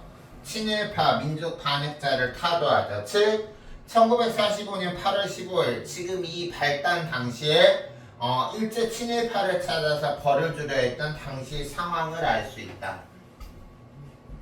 실제 이 소설에서와 마찬가지로 광복 끝나고 나서 친일파를 다 처단하려고 했고 친일파 반민족 특별처벌법까지 나왔는데 이승만 대통령이 우리나라 첫 대통령이죠. 이승만 대통령이 첫 대통령으로 이제 우리나라 대통령으로 하고 나서부터 그 친일파 처벌법을 실행하지 않았어요. 자세한 얘기는 생략할게요. 그래서 그때 씨앗이 돼서 아직까지도 친일파가 처단이 안 되고 있는 겁니다. 알겠습니까? 그래서 여기 보면 옆에 붉은 동그라미를 두 겹으로 친 글자가 눈앞에 선명하게 보였고 어제 저물녘에 그것을 보였을 때 여기서 그것은 이 친일파 민족 반역자를 타도하자 할 때 그 현수막이죠. 봤을 때 전율. 얘들아 여기서 전율이라는 거는 긍정적인 느낌의 전율이 아니라 부정적인 느낌의 전율이고 그 불안감 초조감에도 불구하고 나는 괜찮겠지라고 해서 자신에게는 별일이 없을 거라고 근거 없는 자신감을 보여주고 있어요. 그리고 뇌까리다라는 건 이 의미가 되고 있고 그러면서 부채를 했는데 하지만 벽보를 들여다보고 있을 때 자신과 눈이 마주치는 순간 일그러지는 얼굴에 경멸인지 통쾌인지 모를 웃음을 삐죽거리면서 춘석이하고 눈이 마주쳤는데 그 모습이 엄습해서 어두운 밤에 거미줄을 뒤집어 쓴 것처럼 꺼림턱턱 마음이 언짢고 시원하지 않았다. 그럼 여기서 무슨 춘석인과의 지금 여기서 이인국 박사하고 춘석이라고 무슨 안 좋은 일이 있었나 보자. 알겠어요? 그래서 여기 지금 보면 해방 직후 친일파를 타도하자는 분위기 때문에 초조해하는 이인국 박사의 모습이 나타나 있습니다. 자, 그래서 전기 1 보면 벌써 6개월 전의 일이다. 광복 1945년 8월부터 6개월 이전이니까 1945년 2월 일제강점기 말 아직은 일본이 지배하고 있던 순간이죠. 그래서 거기서 보면 봐봐. 형무소에서 병보석. 형무소에서 감옥 생활하다가 질병이 심하면 석방되는 그런 병보성으로 임시 감옥에서 나온 중환자가 엎혀져 왔다. 횡댕그랭한 눈에 앙상하게 뼈만 남은 놈을 제대로 가누지도 못하는 환자가 간호원으로 진찰을 받았고 여기서 지금 이렇게 거의 지금 생명이 위급한 어떤 외양을 가지고 있는 환자가 나왔을 때 여기 보면 이인국 박사는 이 환자를 어떻게 내가 생명을 구할까 이런 생각을 하는 게 아니라 최후 판정의 분기점을 방황하고 있었다. 다시 말해서 고민의 극도에 달해 있었던 거야. 왜? 여기서 입원시킬까 거절한 것일까? 여기서 지금 이인국이 춘석의 입원을 거절한다라는 거는 여기서 지금 보면 형무소에서 병보석으로 가초록되는 질환자가 바로 춘석인 거죠. 됐어요? 그러면 여기서 춘석이는 형무소에서 감옥 생활을 했던 놈이니까 나쁜 놈이에요?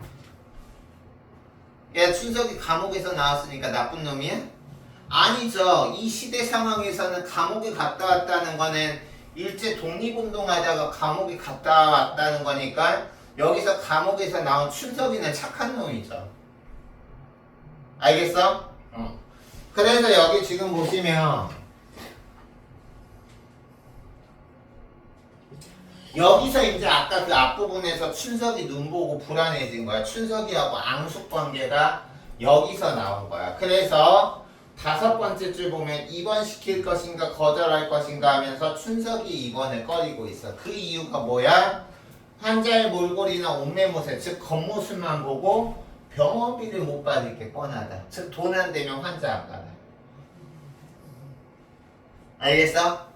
그리고 그것보다 더 마음이 캥기는 건 일본이 강국급들이 자기처럼 들락달락한 친일파 병원에 여기서 사상범이라는 거는 춘식이를 가리키죠. 아 춘석이. 나 자꾸 그 캐릭터 춘식이랑 헷갈린다. 여기서 사상범은 춘석인데 사상범은 여기서 지금 보면 진짜 범죄자가 아니라 여기서 사상범 춘석이가 오히려 긍정적인 인물인 거죠. 알겠어? 그래서 이 사상범 긍정적인 인물인 춘석이를 입원시킨다라는 거는 일제시대에서는 떳떳지 못할 뿐더러 선생님이 개인적으로 친일파의 악감정이 있거든. 자세한 얘기는 생략하겠어. 그래서 여기 보면 자타가 공인하는 모범적인 황국신민의 공든탑이래. 다시 말해서 모범적인 황국신민이라는 거는 더 철저한 친일주의자였다는 거야. 알겠니? 그 철저한 친일주의자들의 공든탑이 무너지는 생각이라는 뜻이 들었다. 즉 춘석이가 일제 독립운동을 하던 사람이라서 일제 독립운동 하던 사람을 이렇게 고쳐주면 일본으로부터 찍힐 것 같았다라는 거죠. 됐어요? 그래서 여기 봐봐. 이인구가 일제강점기 도쿄에서 대학을 나온 건 종합병원이고 상황에 따라 순서대로 일본, 소련, 미국 따라서 쫓았죠. 춘석이는 여기 지금 보면 감옥 생활하다가 나올 정도로 병이 심했는데 돈 안 될까봐 그리고 민족 독립운동을 했다는 이유로 이인국한테 거절당한 사상범이고 따라서 이 둘은 인물과 인물 간의 갈등 관계를 보이겠죠.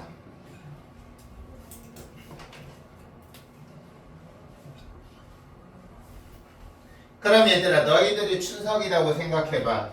너희들이 춘석이면 나중에 이인국 보면 가만 안 두고 싶겠지.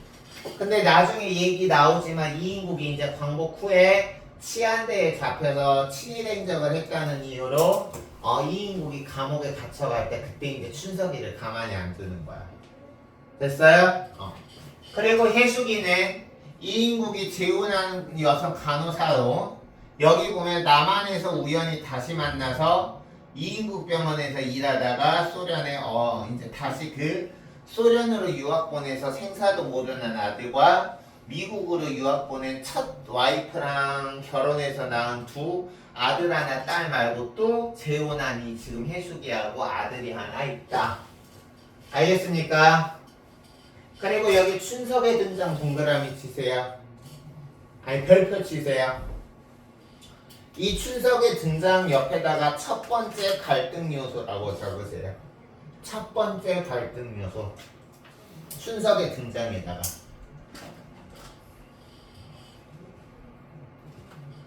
그래서 거기 사건 예상 보면 과거에 춘석이하고 무슨 일이 있었고 그게 이제 이인국 박사가 춘석이 돈 안 될 것 같고 사상범이라는 이유로 안 받아준 거죠. 알겠어? 그래서 나중에 이인국 박사가 친일행적으로 감옥에 갔을 때 이인국 박사를 가만 안 놔둔 거지. 됐습니까? 그럼 그 다음 보시면 13번째 줄. 순간 그는 이런 경우에 가부 결정을 1도 양단이라는 거는 단칼에 자르다라고 해서 주저하지 않고 바로 결정하다라는 뜻이야. 뜻 비주잖아. 1도 양단하다라는 거는 주저하거나 머뭇거리지 않고 바로 결정하다. 즉 1도 양단하면서 조금도 문제도 없이 거절했다. 그래서 거기 지금 뭐 15번째 줄 보면 그는 응급치료만 해주고 입원실이 없다는 핑계를 대서 그 민족 독립운동을 하다가 잡혀간 사상범인 춘석이를 거절해버렸다. 됐습니까? 그러고 나서 이제 춘석이 안 볼 줄 알았는데 20번째 줄 보세요. 그런데 며칠 전 시민대회 끝에 있는 해방경축 시가행정은 자기도 흥분해 차 구경하느라고 둘째 와이프인 해수기하고 대문 앞에 나갔다가 자위대 완장을 하고 두르고 대열대에 끼어있는 젊은이와 눈이 마주쳤다. 자위대 완장이라고 할 때 자위대 동그라미 치세요. 여기서 자위대라는 건 옆에 뜻 나와 있지만 자위대는 해방 직후 38선 이북 지금의 북한에서 치안을 유지하기 위해 조작된 민족주의 계열의 단체라고 나왔어. 민족주의 계열 단체라고 밑줄 치시고 이거는 다시 말해서 일본에 반대하는 세력인 거야. 알겠어? 그래서 춘석이는 지금 자위대에 가입했다라는 거는 친일 행적을 했던 사람에게 처벌을 하려는 조직의 대상에 들어간 거야. 하자가 있나죠? 그래서 여기서 지금 이 젊은이는 춘석인 거죠. 그래서 이쪽을 노려보는 청년의 눈에서 여기서 춘석이의 눈에서 춘석이가 인국이를 보더니 분노를 향했다. 도대체 저 남자의 처음에는 이 청년이 이인국은 춘석인 거를 모른 거지. 자기가 거절한 한자였는지를 모르던 거죠. 그래서 무슨 영문인지를 모르고 어리벙벙하던 이인국 박사는 이 나를 지금 죽일 듯이 노려다보는 청년이 나한테 거절당한 사상범 환자 춘석이라는 걸 간호사한테 듣고 나서 이제 아주 불안에 떠는 거죠. 알겠어? 그래서 그는 이인국은 될 수 있는 대로 춘식이 피하려고 피했지만 공교롭게도 어제 저녁에 아까 민족 반응자 타도하자라는 그 벽고 앞에서 마주쳤다. 됐습니까? 그래서 이렇게 이해하시면 되고요. 여기 교사 발문에서 여기 별표 치세요. 광덕이 이인국이 우연히 길에서 마주친 춘석이 눈치를 살피는 정도를 떠나서 두려움에 떠는 이유는 무엇일까? 얘들아 왜 그러겠어?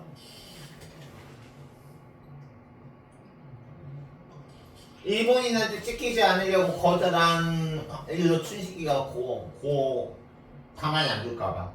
그리고 춘석이 이번에 거부한 일과 728 처벌 분위기가 맞물려 춘식이가 자기를 가만 안 둘까봐. 됐습니까? 선생님 화장실 1분만 갔다 올게. 잠시만 쉬고 있어.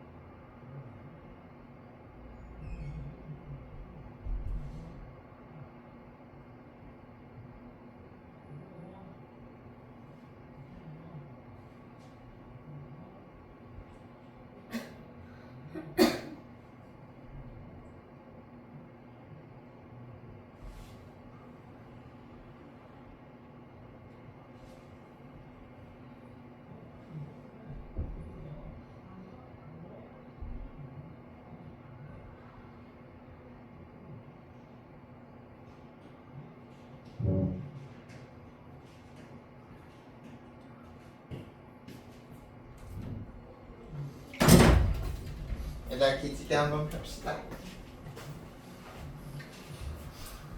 얘들아 지금 너희들 기지개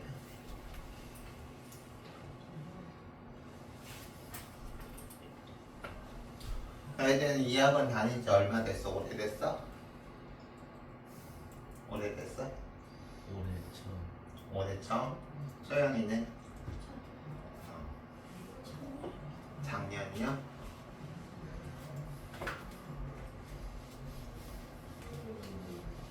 그럼 우리 매울 중이면 다들 그 오산 세교 쪽에 살 텐데 부모님 차 타고 올 거야?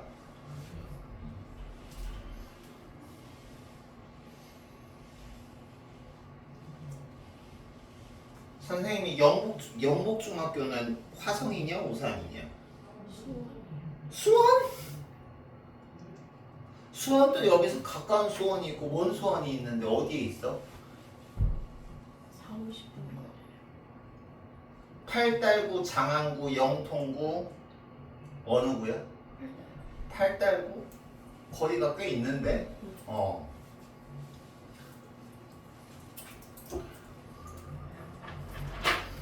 팔달구면은 그 수원역 그쪽 아니야? 그쪽에 팔달구 맞지? 거기서 좀 더 우왕 쪽으로 올라가면 장안구고, 그리고 여기 화성에서 가까운 수원이 영통구랑 권상구고 맞지? 그래요? 봅시다. 그래서 갑자기 왁자지껄 떠들어댔다. 머리에 깍지를 끼고 비스듬히 누워있는 골머리를 이인국 박사나 길가에 귀를 기울였는데 들끓는 소리가 커져서 밖을 보니까 포도, 여기서 포도가 무슨 뜻이라고 나와 있어요? 당연히 먹는 포도가 아니겠죠. 여기서 포도는 포장도로의 줄임말이에요. 그래서 여기 보면 포장도로에 뒤끓는 사람들의 손에 태극기와 적기라는 건 뭐냐면, 얘가 여기서 적자가 한자로 무슨 적자인지 아는 친구 있어요? 붉은 적자죠. 우리가 공산주의를 상징하는 색깔이 빨간색이야. 알겠어? 물론 모든 빨간색이 다 공산주의라고 생각하면 안 돼. 그럼 고려대도 공산주의네? 선생님 고려대 나왔는데, 선생님을 응원하는 옛날 혜태부터 지금 기아 타이거즈도 상징색이 빨간색인데 그럼 기아 타이거즈 공산당이야? 아니잖아. 근데 여기서는 빨간색이 일단 공산주의를 상징하는 거니까 정치에서는 소련군의 입성을 환영하고 있다. 즉 현재 이인국은 지금 너희도 이 정도는 알지 않나? 우리가 남북으로 분단된 게 6.25가 있었을 때 이쪽 남한은 자본주의 미국이 도와줬고, 그리고 여기 북한은 지금 러시아, 공산주의 소련, 그리고 지금은 사회주의라고 해서 공산주의하고 자본주의가 결합된 사회주의. 과거에 중국, 과거에는 중국도 공산주의였죠. 지금 중국을 공산주의라고 하는 건 반은 맞고 반은 틀렸어요. 공산주의하고 자본주의가 결합돼서 중국 자본주의 얼마나 발달했는데. 알겠어? 다만 정치적인 면에서는 민주주의라고 하기 힘들죠. 알겠어? 선생님은 중국에서도 살아봐서 알아요. 우리가 중국어 하면 짱깨 하면서 무시하는데 절대 우리가 무시할 나라가 아니야. 알겠어? 그래서 여기 보면 적기를 들고 환상을 올리고 있었다. 즉 소련이 입성을 환영하고 있고, 소련이 이렇게 들어온다는 건 남한이 아니라 이인국은 지금 현재 북한에 있다라는 것을 추론할 수 있어. 그래서 무엇일까 하면서 다시 주저앉았더니 해수기가 둘째 와이프가 소련군이 들어오나 봐요. 즉 해방 이후에 38선 기준으로 이거 상식이지? 현재 남한이 자본주의인 이유도 해방 이후 남한에는 미국이 들어왔고 북한에는 소련이 들어와서 지금 북한은 김일성, 김정일, 김정은에서 공산주의인 거고 우리는 자본주의잖아. 됐습니까? 그래서 여기 보면 진짜 이제 대세가 일본이 아니라 소련이 되는구나 싶었다 라고 지금 여기까지 이인국 박사가 느끼는 거야. 그럼 우리 한번 추론해 볼까? 우리가 이인국 박사가 됐다고 치자. 그럼 이제 우리나라에 자기가 이인국 박사가 현재 북한에 있어. 우리가 살고 있는 이 땅의 주인이 일본이 더 이상 아니라 소련이라는 걸 알았을 때 이인국 박사의 기분은 어땠을까?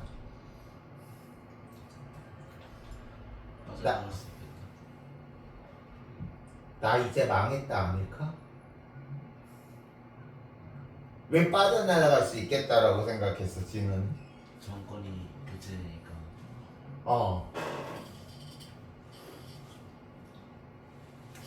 정권이 교체되면 오히려 친일 행적했던 그 사람 이인국은 더 상태가 오히려 좋았다가 상황이 이상해지는 거 아니야? 그쵸? 쉽게 말해서 나 이제 뭐 됐다 이렇게 지금 얘기할 수 있는 거죠. 상황이 지금 최악에 빠진 거죠. 다들 이해가요? 그래서 여기 지금 보면 무엇을 생각했는지 그는 움찔 자리에서 일어났고 벽장문을 열었는데 여기 봅시다.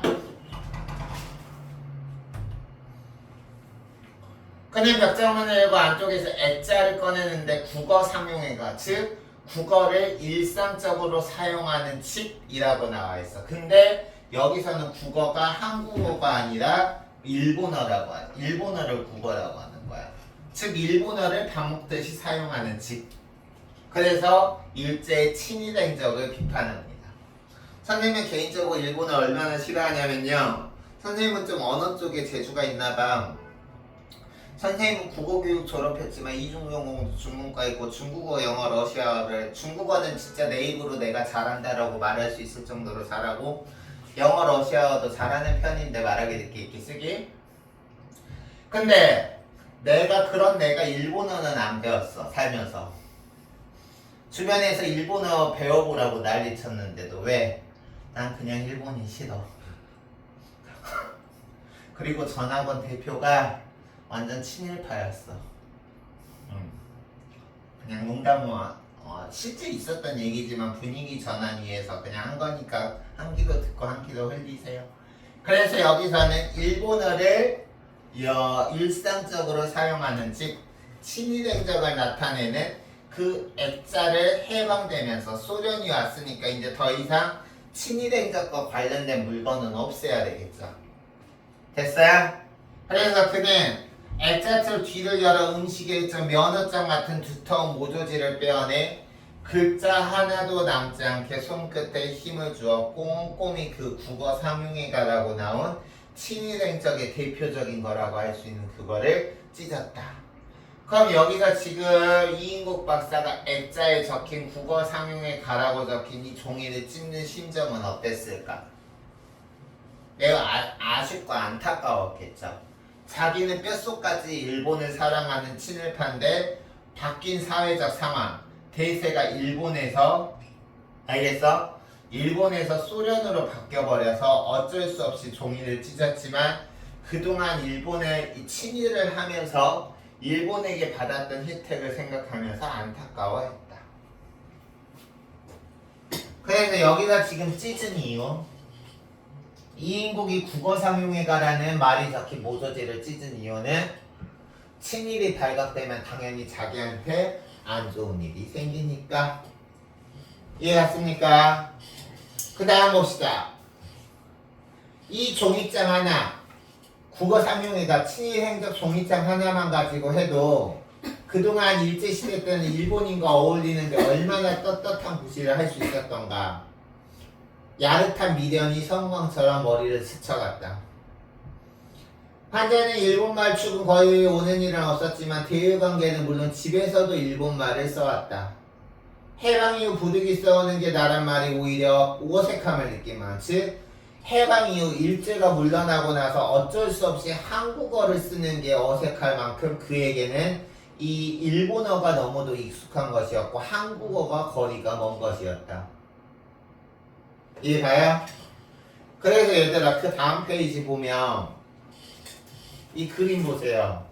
이인국 박사 묘사했는데 그림이 이인국 박사 그림이 약간 어떻게 생겼나요? 내 눈에는 교활하고 얍삽하게 그려진 것 같은데 그쵸? 그래서 이 이인국 박사의 기회주의자적인 교활하고 얍삽한 모습을 그림으로 너희들이 이해하기 쉽게 도와준 거고요. 그래서 얘들아 여기 오른쪽 봅시다. 여기 오른쪽 국어 상용회가의 의미는 일제강점기에서 국어는 일본어이므로 즉 일본어를 우리말처럼 썼다. 즉 이 국어 상용회가라는 액자 틀에 적힌 모조지는 단순히 종이 한 장이지만 이게 종이 한 장의 사소한 물건이 아니라 친일 행위를 했다라는 가장 확실한 증거가 바로 이 국어 상용에 가라는 종이라는 거 꼭 알아두시고요.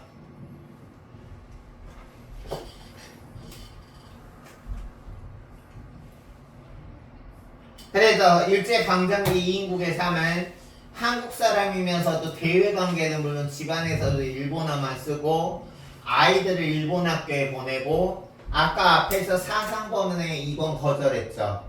그 사상범의 이름이 구체적으로 누구였어요? 춘석이를 거절했고 그래서 적극적으로 친일을 하면서 모범적인 황국 신민으로 아주 뼛속까지 친일파로 살았던 거죠. 됐습니까? 그래서 그 다음 보시면 마누라가 솔선수범하는 내조의 공도 컸지만 애들까지도 자신의 일친일행위를 곧잘 지켜주었어. 알겠어?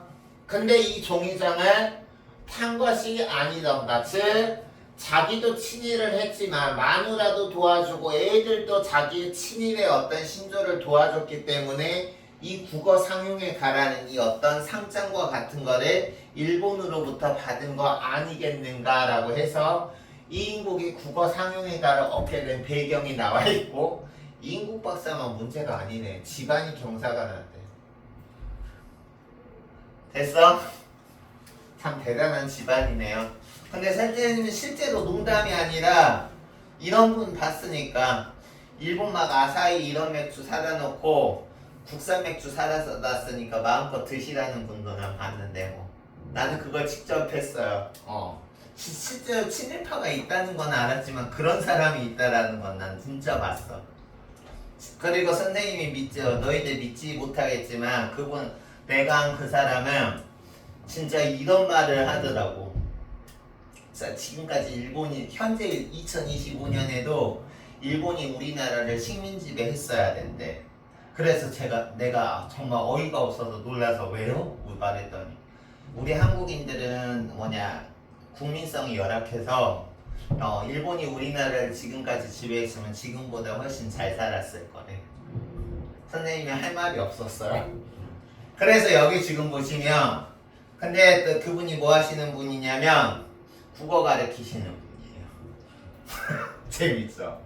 그래서 잠꼬대로 일본어를 할 정도가 아니면 이 영예로운 기회를 얻을 수 있겠소 하던 국민총력연맹, 일본 어떤 조직이죠. 알겠어? 그래서 여기 보면 국민총력연맹은 일본 군국주의 체제를 완성하기 위해서 즉 일본의 어떤 이익을 위해서 한 일본인들의 치아 소리가 떠올랐다. 그리고 아이를 일본 학교에 보낸 걸 다행으로 여길 정도로 뼛속까지 친일을 했는데 지금 사회 분위기가 바뀌어서 그 국어 상용회가 종이를 찢어야 되니까 얼마나 마음이 아프겠어. 됐어요? 그리고 그는 한숨을 내셨다. 그래 이거 자꾸 왜 이래 미안해.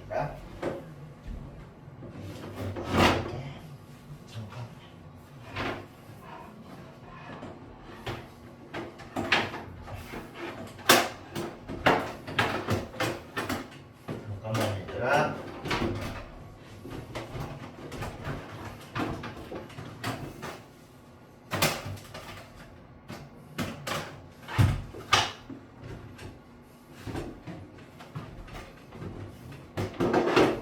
합시다. 그래서 여기 보면 적은 통장의 자네가 깡그리 내주던 은혜 지점장의 호의를 느꼈다.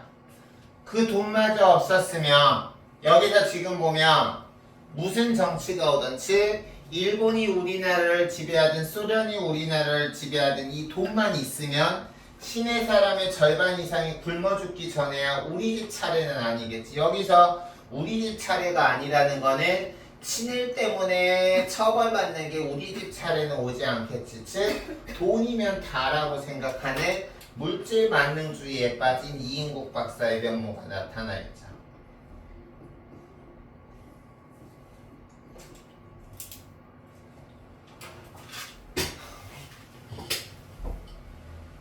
그래서 그 다음 보면 이인국 박사는 무슨 일이 일어나도 꼭 자기만은 살아날 것이다. 즉 일본에서 소련으로 지배계층이 벗어나도 자신만큼은 친일 행적의 그 처벌에서 벗어날 거라는 어떤 막연한 근거 없는 기대를 곱씹고 있어. 왜? 이인국 박사는 다른 거는 막장이지만 어떤 상황이 오더라도 그의 상황에 맞게 살아남는 기회주의적 처세술에 능숙하니까.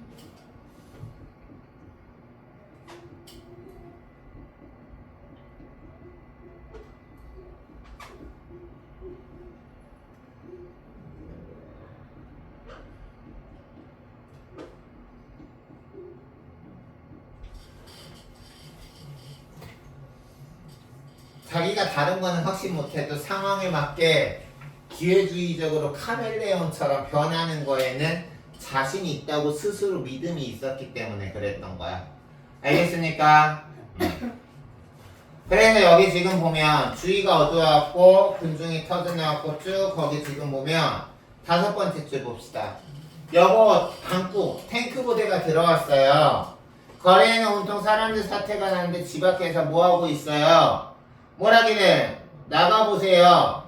마우제가 무슨 뜻으로 나왔습니까? 얘들아 좌측 하단에 마우제. 러시아. 그쵸. 러시아가 들어왔어요. 소련군이 들어왔어요.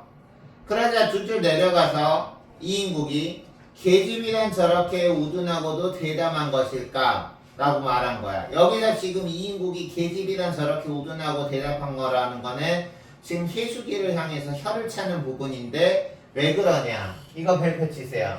자신은 지금 소련군이 들어와서 친일 행적 때문에 불안해서 조심스러운데 아내는 너무도 당당하게 지금 소련군 들어왔다고 구경해보라고 지금 남편한테 독촉하니까 지금 이 남편 입장에서는 아내한테 자기가 친일 행적했다라는 걸 미리 말도 못하고 속은 뒤집어 죽겠는데 아내는 남편 맘도 몰라주고 소련군 왔다는 거 보고 신기해하니까 당연히 와이프가 지금 마음에 안 드니까 저렇게 멍청하고 대담한 것일까라고 얘기하는 거죠. 이해 갔어요? 그래서 여기 지금 보면 쭉 이제 그게 이어지다가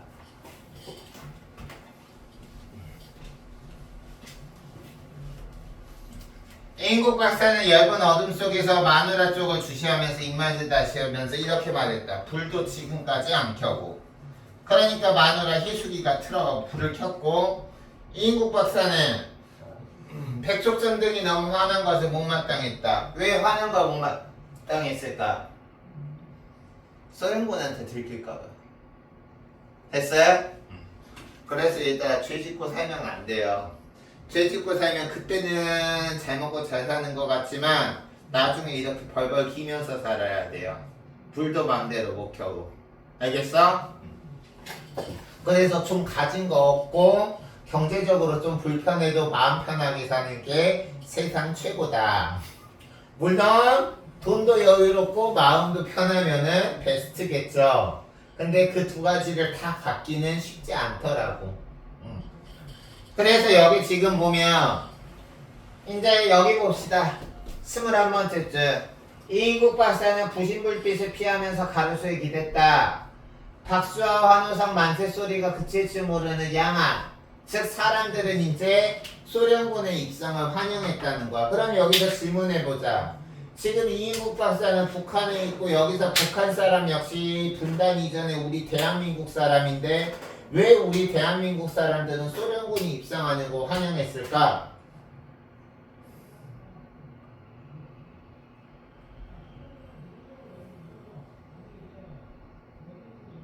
그래. 소련군이 입성했다라는 거는 광복 직후지. 그래 안 그래? 즉 지금까지 자신을 괴롭히던 일본인들이 물러갔다는 증거니까 그런 거죠.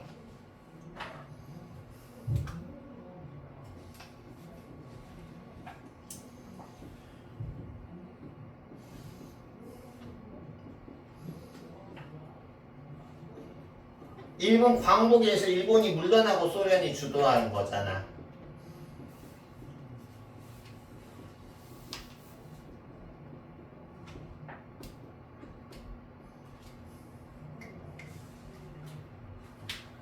그래서 여기 지금 보면 위 뚜껑을 열고 반신을 내민 중대가리 별정 간간이 우라 하면서 손을 내흔들고 있었다 라고 나와 있습니다. 됐습니까? 이해됐어? 그래서 이인국 박사는 자기와는 아무와도 관련이 없는 이방부대라는 환각을 느꼈다. 여기서 밑줄 자기와는 아무 관련도 없는 이방부대. 즉 자기는 친일파를 하면서 살았기 때문에 이 소련군이 자기하고 아무런 관련이 없고 거기 필기된 중요한 필기 내용 별표 치면 일제동조에서 일본인처럼 살았기 때문에 갑자기 이렇게 소련군이 주둔하는 상황이 일반적으로 일제시대 때 수탈당했던 조선인들은 너무 좋았지만 이인국 박사는 오히려 당황스러운 거야. 됐습니까?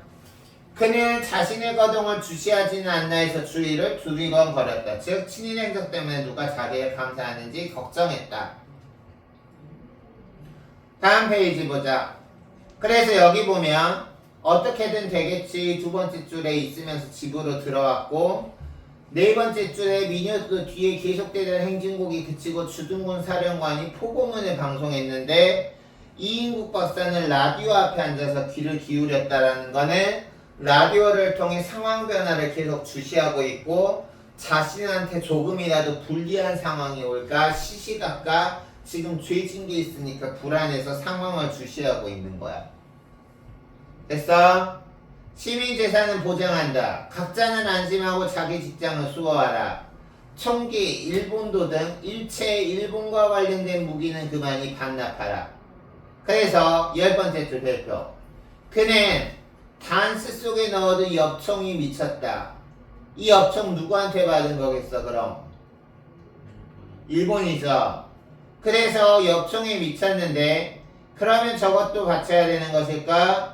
영국제쌍발 손때등이 묻은 애완동물처럼 느껴서 누구에게도 한 번도 빌려주지 않았던 최신형 특제품이다 라고 해서 여기 지금 보면 일제강점기의 밑줄 이인국 박사가 친일을 하면서 부와 권력을 누렸다는 걸 짐작할 수 있죠. 총을 받을 정도로. 그래서 이인국 박사는 다이얼을 돌렸다. 아까 지금 현재까지 이인국 박사는 지금 북한에 있어 남한에 있어? 북한에 있으니까 서울에 전화를 걸려서 남한 상황은 어떤지 남한도 소련이 주둔했는지 아니면은 남한은 아직 일본이 가지 않았는지 확인하려고 마지막 여기 밑줄 치세요. 시대 상황을 빠르게 파악해서 거기에 대응하려는 기회주의적인 면모가 나타나 있다.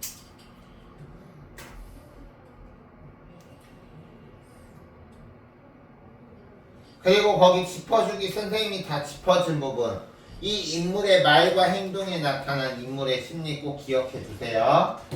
알겠습니까? 좀 쉬었다 할까? 그래요. 그러면 여기까지 하고 나서 우리 한 10분 쉬었다가 34쪽 하도록 할게요. 우리가 이게 몇 쪽까지였지?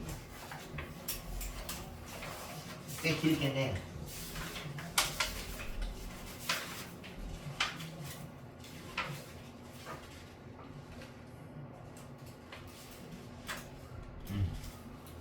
그래요. 10분 쉬세요.